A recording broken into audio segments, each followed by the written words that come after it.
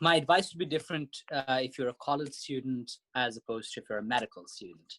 So if you're a college student, I would say, of course, take care of your pre-med courses. But, one of the things I regret is not having majored in philosophy or history or economics. It's wonderful to come to medicine with a skill set beyond science. And I really wish I had done that. I do a lot of writing, and it would definitely benefited me to have done those things. So do those things even as you are applying for medical school, and think about how a very broad range of things affects our health. Because, as I said, undernutrition is the leading risk factor for TB. 1 in 5 cases, that's 2.3 million cases of TB, in 2018 were because of undernutrition. Undernutrition is a social determinant of health, which is, sort of engendered by socioeconomics and politics and so many other things.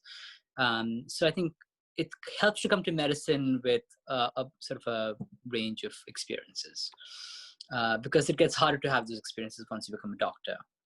If you're a medical student, I would say, firstly, go through medical school with interest in everything, because when you're an ID doctor, you need to know everything from various kinds of surgeries that are done to the minutiae of certain microorganisms.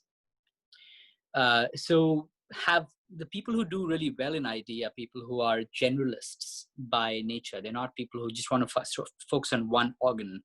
They just are broadly interested people. So really engage fully with everything that you do while keeping your eye on the prize, essentially. And then, of course, to get into ID, you have to first do a residency in internal medicine, which is basically the specialty that it's a very broad-ranging specialty, and we take care of literally every organ in adults. You can also do pediatrics and then do pediatric infectious diseases, which is also fascinating. Kids have very different infections than adults do. So you can either be an adult ID doc or pediatric ID doc, so you can match into either specialty. So it's usually 3 years of training in internal medicine, and I think it's either 3 or 4 years for pediatrics, depending on the program, I believe.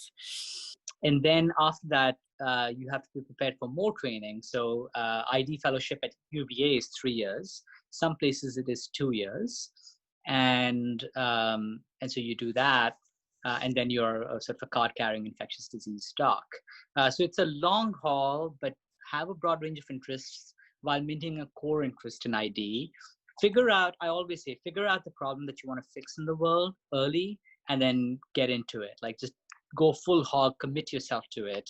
I figured out in my 4th year of medical school that I want to do TB work, and now 7 years later, I'm still doing it. And, really, it gets more and more important and urgent for me to do this every day. So, and I'm just really happy that I sort of went through residency and fellowship with, being committed to something bigger than myself, and staying on target. If I hadn't found that, I think I would have been more rudderless and would have had difficulty sort of figuring out where to go, what to do. So I think having an ambition really helped me, and having a goal really helped me through it all. And of course, not everybody's as lucky to have it early on. And if you haven't found it, that's okay.